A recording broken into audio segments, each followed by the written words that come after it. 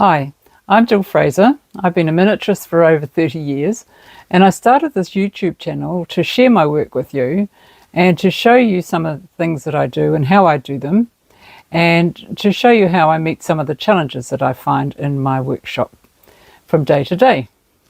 So I hope you enjoy this video. Hi there. Seems like a little bit of time since I saw you last, but it's Easter and that's upset my routine somewhat.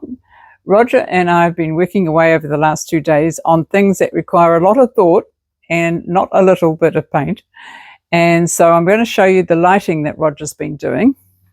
He wired up a chandelier to go in the snug, and he's done a really lovely job, and he's used frosted glass bulbs. And this was designed by me on 3D printer, and I put recesses in it to allow for the wiring so you can't see them from below.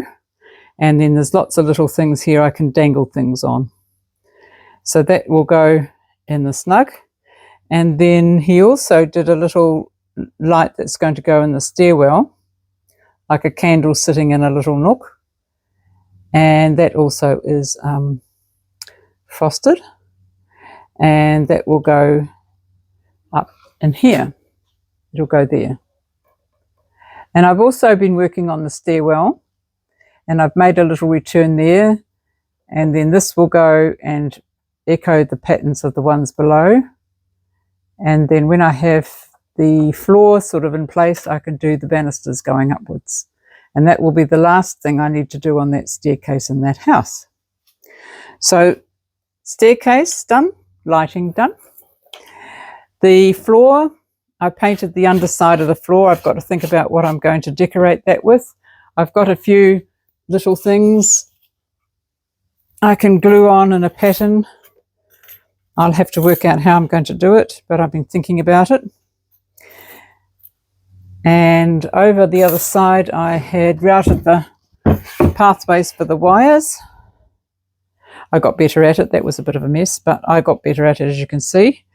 So that will be covered up by the flooring. You won't see that at all. I've just got to think about what I'm going to do on the ceiling of the floor below. So that's done. Now, the other thing that I was working on was the chest. Now, I've been working on a chest with a secret lock. And I've done a lot of work on the front of it. I've used a lot of little brass tacks. I've used my 3D printed Tudor roses, a little key that I got from a craft shop with a packet of little cheap keys. I cut the end off, and a few bits and pieces. So Roger, I'm going to ask you now if you can work out how to unlock the chest. Mind my fingers, sorry.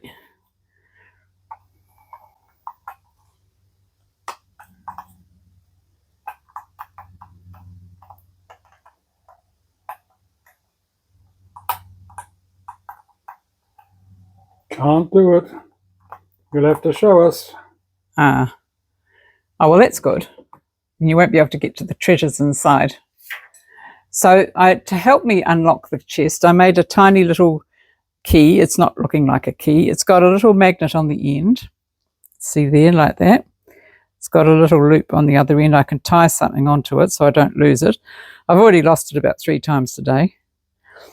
And so I take that, and there's a metal pin that goes through here, and it's held in place by a magnet on the other side.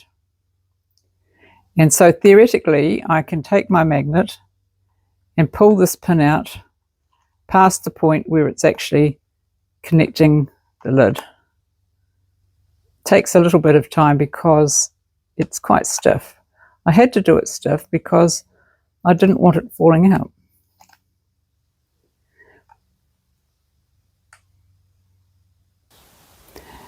Okay, so the theory is that I have my little key, with a little magnet glued on the end, and the magnet hits this end of this piece and it pulls it out.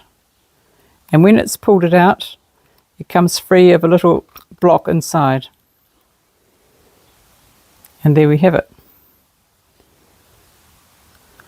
So I know why it was so hard to get it open, because the paint had stuck. its own little lock.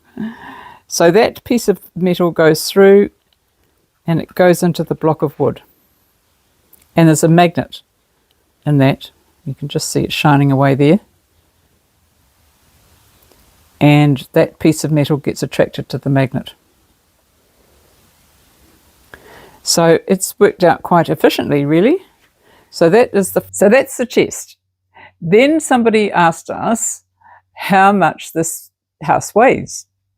And they're thinking, okay, it's 3 stories and it's going to be 4 stories. So it's going to weigh a tremendous amount.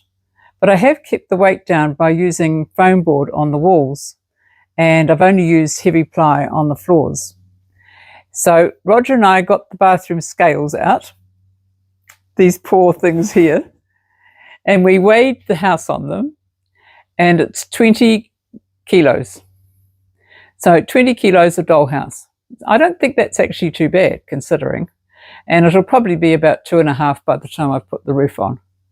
So there we go.